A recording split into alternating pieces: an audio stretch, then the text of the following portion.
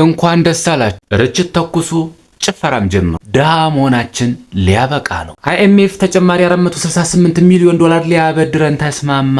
አዎ በትክክል ሰምታችኋል። ሊያበድረን።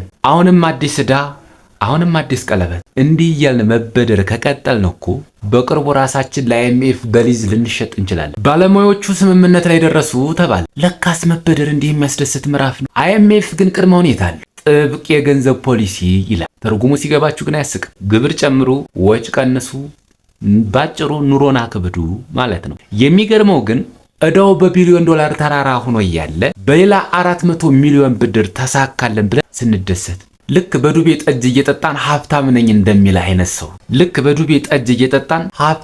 እንደሚል አይነት ሰው ሆነና አይኤምኤፍ ግልጽነት ይኖር እያለ ነው። ምኑ ላይ ነው ግልጽነት የሚኖረው? ዕዳው ላይ ወይስ ዕዳውን ለመክፈል በምንበደረው ሌላ ዕዳ ላይ? ልጆቻችን ሲወለዱ እንኳን ተወለድክ ሳይሆን የሚባሉት እንኳን ለብድሩ ተባባሪ ሆንክ ነው የሚባሉት። 468 ሚሊዮን ዶላር ዛሬ ይለቀቃል፣ ነገ ደግሞ ለቀድሞ ብድር ወለድ መክፈያ ተመልሶ ወደ ካዝናቸው ይገባል። እናንተ ምን ትላላችሁ? ይህ ብድር የኢኮኖሚ ማሻሻያ ነው ወይስ የዕዳ ዙሪ? በብድር የሚገነባ ሀገር ወይንስ በብድር የሚጠፋ ትውልድ? አይኤምኤፍን ማመስገን ያለብን ወይንስ በቃን ማለት? ሐሳባችሁን ኮሜንት ላይ ጻፉልኝ።